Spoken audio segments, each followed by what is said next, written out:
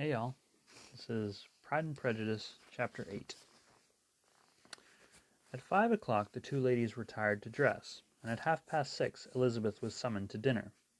To the civil inquiries which then poured in, and amongst which she had the pleasure of distinguishing the much superior solicitude of Mr. Bingley's, she could not make a very favourable answer. Jane was by no means better. The sisters, on hearing this, repeated 3 or 4 times how much they were grieved, how shocking it was to have a bad cold, and how excessively they disliked being ill themselves, and then thought no more of the matter, and their indifference towards Jane, when not immediately before them, restored Elizabeth to the enjoyment of all her original dislike. Their brother, indeed, was the only one of the party whom she could regard with any complacency. His anxiety for Jane was evident, and his attentions to herself most pleasing, and they prevented her feeling herself so much an intruder as she believed she was, considered by the others. She had very little notice from any but him. Miss Bingley was engrossed by Mr. Darcy, her sisters scarcely less so, and as for Mr. Hurst, by whom Elizabeth sat, he was an indolent man, who lived only to eat, drink, and play at cards, who, when he found her prefer a plain dish to a ragout, had nothing to say to her. When dinner was over, she returned directly to Jane, and Miss Bingley began abusing her as soon as she was out of the room. Her manners were pronounced to be very bad indeed, a mixture of pride and impertinence. She had no conversation, no style, no taste, no beauty. Mrs. Hurst thought the same, and added, "She has nothing, in short, to recommend her, but being an excellent walker. I shall never forget her appearance this morning. She really looked almost wild." "She did indeed, Louisa. I could hardly keep my countenance. Very nonsensical to come at all. Why must she be scampering about the country because her sister had a cold? Her hair so untidy, so blousy." "Yes, and her petticoat. I hope you saw her petticoat, 6 inches deep in mud, I am absolutely certain, and the gown which had been let down to hide it not doing its office."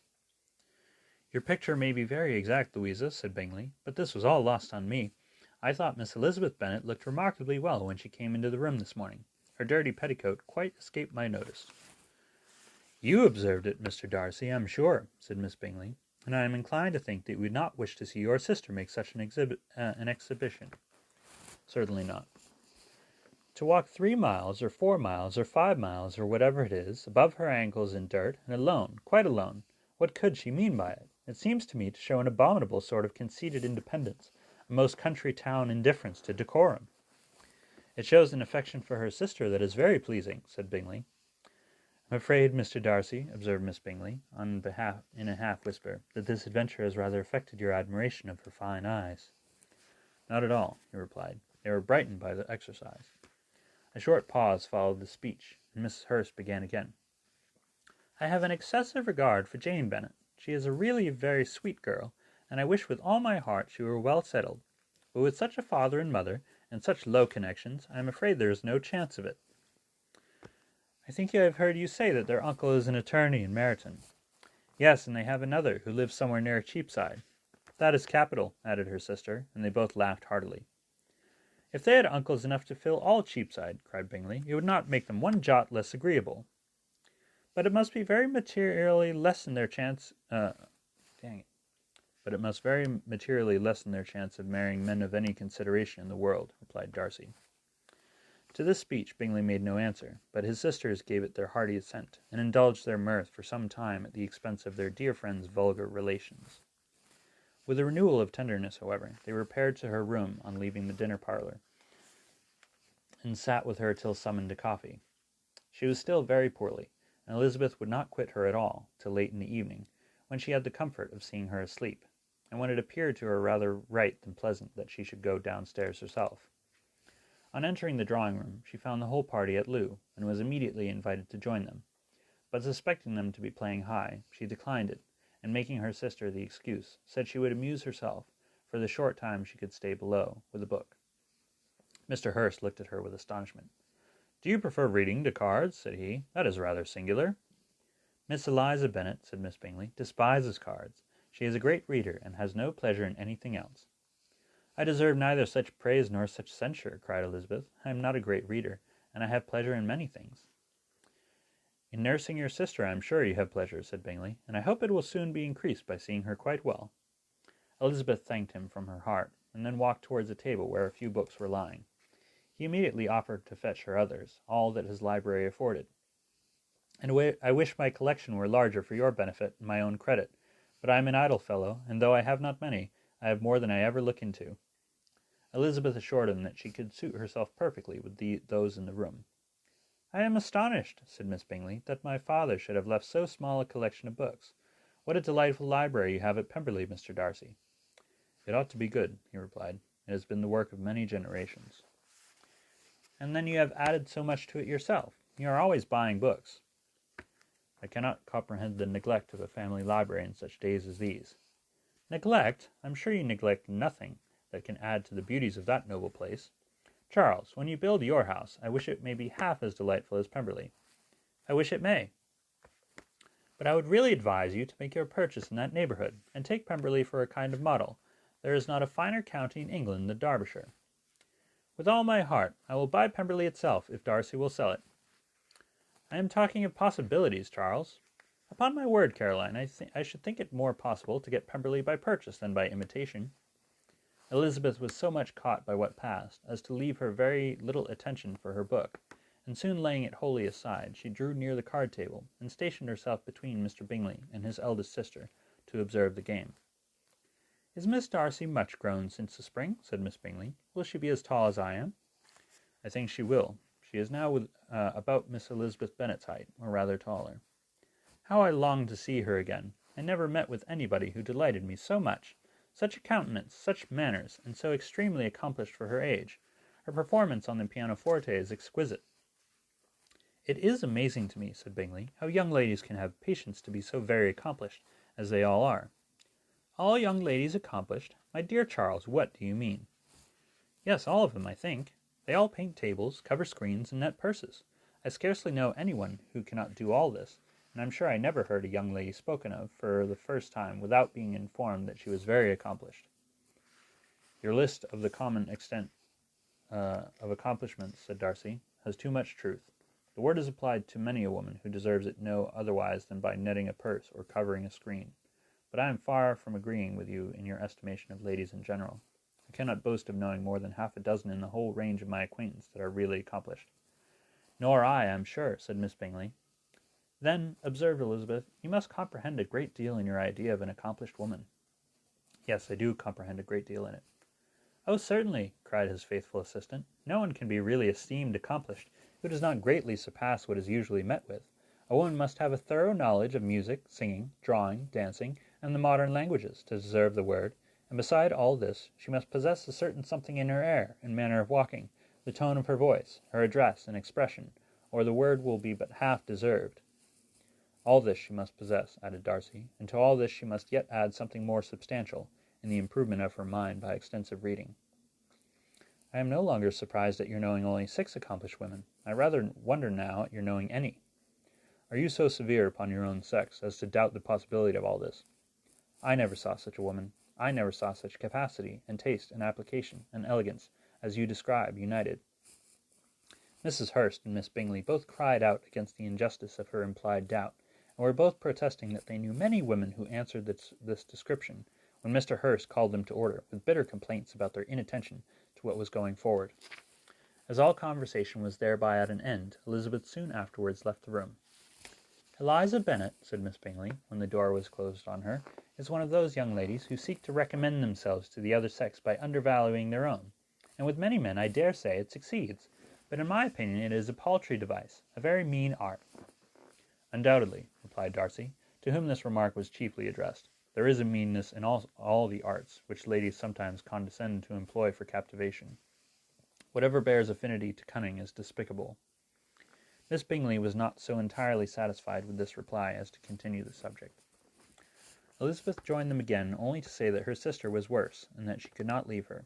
Bingley urged Mr. Jones's being sent for immediately, while his sisters, convinced that no country advice could be of any service, recommended an express to town for one of the most eminent physicians. This she would not hear of, but she was not so unwilling to comply with their brother's proposal, and it was settled that Mr. Jones should be sent for early in the morning, if Miss Bennet were not decidedly better. Bingley was quite uncomfortable. His sisters declared that they were miserable. They solaced their wretchedness, however, by duets after supper, while he could find no better relief to his feelings than by giving his housekeeper directions that every possible attention might be paid to the sick lady and her sister. Chapter 9. Elizabeth passed the chief of the night in her sister's room, and in the morning had the pleasure of being able to send a tolerable answer to the inquiries which she very early received from Mr. Bingley by a housemaid, and some time afterwards from the two elegant ladies who waited on his sisters. In spite of this amendment, however, she requested to have a note sent to Longbourn, desiring her mother to visit Jane, and form her own judgment of her situation. The note was immediately dispatched, and its contents as quickly complied with. Mrs. Bennet, accompanied by her two youngest girls, reached Netherfield soon after the family breakfast. Had she found Jane in any apparent danger, Mrs. Bennet would have been very miserable, but being satisfied on seeing her that her illness was not alarming, she had no wish of her recovering immediately, as her restoration to health would probably remove her from Netherfield. She would not listen, therefore, to her daughter's proposal of being carried home. Neither did the apothecary, who arrived about the same time, think it at all advisable. After sitting a little while with Jane, on Miss Bingley's appearance and invitation, the mother and three daughters all attended her into the breakfast parlour. Bingley met them with hopes that Mrs. Bennet had not found Miss Bennet worse than she expected. "Indeed I have, sir," was her answer. "She is a great deal too ill to be moved. Mr. Jones says we must not think of moving her. We must trespass a little longer on your kindness." "Removed!" cried Bingley. "It must not be thought of. My sister, I am sure, will not hear of her removal." "You may depend upon it, madam," said Miss Bingley with cold civility, "that Miss Bennet shall receive every possible attention while she remains with us." Mrs. Bennet was profuse in her acknowledgments. "I am sure," she added, "if it was not for such good friends, I do not know what would become of her, for she is very ill indeed, and suffers a vast deal, though with the greatest patience in the world, which is always the way with her, for she has, without exception, the sweetest temper I ever met with. I often tell my other girls that they are nothing to her. You have a sweet room here, Mr. Bingley, and a charming prospect over that gravel walk. I do not know a place in the country that is equal to Netherfield. You will not think of quitting it in a hurry, I hope, though you have but a short lease." "Whatever I do is done in a hurry," replied he, "and therefore, if I should resolve to quit Netherfield, I should probably be off in 5 minutes. At present, however, I consider myself as quite fixed here." "That is exactly what I should have supposed of you," said Elizabeth. "You begin to comprehend me, do you?" cried he, turning toward her. "Oh yes, I understand you perfectly. I wish I might take this for a compliment, but to be so easily seen through, I am afraid, is pitiful." "That is as it happens. It does not necessarily follow that a deep, intricate character is more or less estimable than one such as yours." "Lizzie," cried her mother, "remember where you are, and do not run on in the wild manner that you are suffered to do at home." "I did not know before," continued Bingley immediately, "that you were a studier of character. It must be an amusing study." "Yes, but intricate characters are the most amusing. They have at least that advantage." "The country," said Darcy, "can in general supply but few subjects for such a study. In a country neighbourhood you move in a very confined and unvarying society. But people themselves alter so much that there is something new to be observed in them forever." "Yes, indeed," cried Mrs. Bennet, offended by his manner of mentioning a country neighbourhood. "I assure you there is quite as much of that going on in the country as in town." Everybody was surprised, and Darcy, after looking at her for a moment, turned silently away. Mrs. Bennet, who fancied she had gained a complete victory over him, continued her triumph. "I cannot see that London has any great advantage over the country, for my part, except the shops and public places. The country is a vast deal pleasanter, is it not, Mr. Bingley?" "When I am in the country," he replied, "I never wish to leave it, and when I am in town, it is pretty much the same. They have each their advantages, and I can be equally happy in either." "Aye, Aye, that is because you have the right disposition, but that gentleman," looking at Darcy, "seemed to think the country was nothing at all." "Indeed, mamma, you are mistaken," said Elizabeth, blushing for her mother. "You quite mistook Mr. Darcy. He only meant that there is not such a variety of people to be met in the country as in town, which you must acknowledge to be true." "Certainly, my dear, nobody said that there were, but as to not meeting with many people in this neighbourhood, I believe there are few neighbourhoods larger. I know we dine with 24 families." Nothing but concern for Elizabeth could enable Bingley to keep his countenance. His sister was less delicate, and directed her eye toward Mr. Darcy with a very expressive smile. Elizabeth, for the sake of saying something that might turn her mother's thoughts, now asked her if Charlotte Lucas had been at Longbourn since her coming away. "Yes, she called yesterday with her father. What an agreeable man Sir William is, Mr. Bingley, is not he? So much the man of fashion, so genteel and so easy. He has always something to say to everybody. That is my idea of good breeding, and those persons who fancy themselves very important and never open their mouths quite mistake the matter. Did Charlotte dine with you? No, she would go home. I fancy she was wanted about the mince pies. For my part, Mr. Bingley, I always kept servants that can do their own work. My daughters are brought up differently, but everybody is to judge for themselves, and the Lucases are a very good sort of girls, I assure you. It is a pity they are not handsome. Not that I think Charlotte so very plain, but then she is our particular friend. She seems a very pleasant young woman, said Bingley. Oh dear, yes, but you must own she is very plain. Lady Lucas herself has often said so, and envied me Jane's beauty. I do not like to boast of my own child, but to be sure, Jane, one does not often see anybody better looking. It is what everybody says. I do not trust my own partiality. When she was only 15, there was a gentleman at my brother Gardiner's in town, so much in love with her, that my sister-in-law was sure he would make her an offer before we came away. But, however, he did not. Perhaps he thought her too young. However, he wrote some verses on her, and very pretty they were. And so ended his affection, said Elizabeth impatiently. There has been many a one, I fancy, overcome in the same way. I wonder who first discovered the efficacy of poetry in driving away love.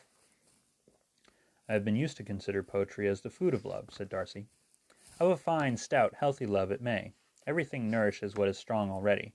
But if it be only a slight, thin sort of inclination, I am convinced that one good sonnet will starve it entirely away. Darcy only smiled, and the general pause which ensued made Elizabeth tremble lest her mother should be exposing herself again. She longed to speak, but could think of nothing to say, and after a short silence, Mrs. Bennet began repeating her thanks to Mr. Bingley for his kindness to Jane, with an apology for troubling him also with Lizzie. Mr. Bingley was unaffectedly civil in his manner, and forced his younger sister to be civil also, and say what the occasion required. She performed her part, indeed, without much graciousness, but Mrs. Bennet was satisfied, and soon afterwards ordered her carriage. Upon this signal, the youngest of her daughters put herself forward. The two girls had been whispering to each other during the whole visit, and the result of it was that the youngest should tax Mr. Bingley with having promised on his first coming into the country to give a ball at Netherfield. Lydia was a stout, well-grown girl of 15, with a fine complexion and good-humoured countenance, a favourite with her mother, whose affection had brought her into a public at an early age. She had high animal spirits, and a sort of natural self-consequence, which the attentions of the officers, to whom her uncle's good dinners and her own easy manners recommended her, had increased into assurance. She was very equal, therefore, to address Mr. Bingley on the subject of the ball, and abruptly reminded him of his promise, adding that it would be the most shameful thing in the world if he did not keep it. His answer to this sudden attack was delightful to her mother's ear. I am perfectly ready, I assure you, to keep my engagement, and when your sister is recovered, you shall, if you please, name the very day of the ball, but you would not wish to be dancing while she was ill. Lydia declared herself satisfied. Oh yes, it would be much better to wait till Jane was well, and by that time, most likely, Captain Carter would be at Meryton again. And when you have given your ball, she added, I shall insist on their giving one also. I shall tell Colonel Forster it will be quite a shame if he does not. Mrs. Bennet and her daughters then departed, and Elizabeth returned instantly to Jane, leaving her own and her relations' behaviour to the remarks of the two ladies and Mr. Darcy, the latter of whom could not be prevailed on to join in their censure of her, in spite of all Miss Bingley's witticisms on fine eyes. And thus ends Chapter 9. I love you all. Have a good night.